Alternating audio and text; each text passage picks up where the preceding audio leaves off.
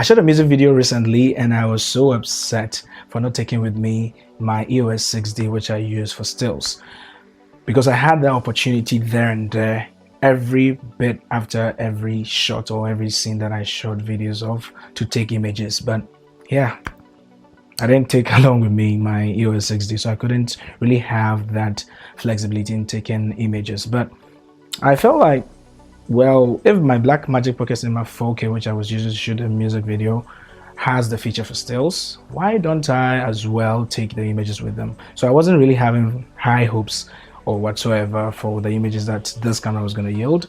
But trust me, when I came home, previewed the images on my PC, imported them into Lightroom, looked up at them, edited a few moments, trust me, I was really blown away by the image quality. Even though the camera, the Blackmagic Pocket Cinema camera 4K offers 8 megapixels for stills, I was still blown away with the image quality.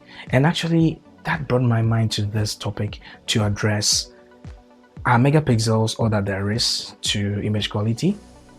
Let's find out.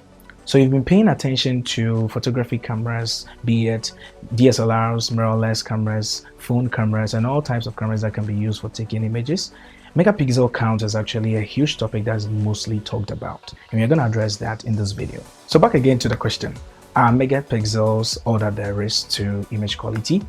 Actually, the answer is no. The reason is that if you've been using cameras for quite some time, diverse cameras for that matter, you probably might have come across sometimes having some lower count megapixel cameras yielding better results than some high megapixel count cameras. And that's in relation to why I said earlier that high megapixel count cameras are not always what there is to good image quality. And sometimes, in most cases, having high megapixel counts can even be a detrimental. It can actually make your images even worse in quality. You're in doubt? I'll explain why. Megapixels is just the resolution of the image, but you also have to pay attention to the quality of the image itself. And if I talk about quality, I mean low noise in low light situations, and overall how the camera itself with its megapixels and the image sensor sitting in it processes images in low light situations. And all of this actually comes down to the individual size of the pixels registered on the image sensor. So let's make this quick comparison. Having the same image sensor size in both cameras to my left and right, you notice something peculiar about them. It is the sizes of the individual pixels registered on the sensor.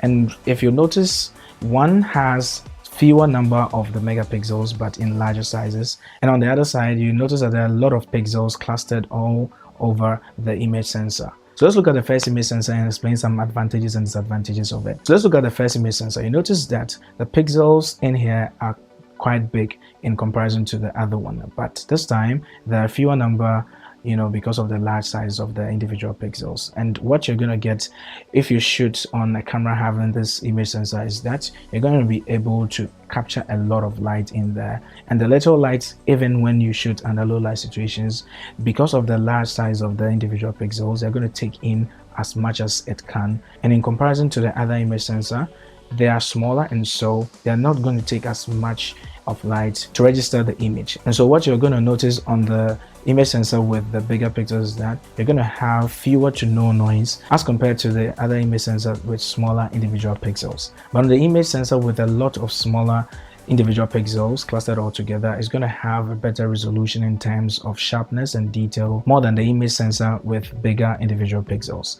And that's actually what there is to megapixel count. So the next time that you pick a smartphone that has a lot of megapixels as compared to, let's say, an EOS 6D which has just 20 megapixels, let's say, comparatively to the smartphone having this 105 megapixels, the image sensor sitting in the smartphone, even though it has a high megapixel count, is not going to be as good in low light situations as the DSLR camera having a larger image sensor size, even though the megapixel count is low. So when it comes down to image quality, it's a lot more than just resolution or sharpness in detail, but low light situations are also very important. And if you have minimal to no noise in your images, it's better off that way.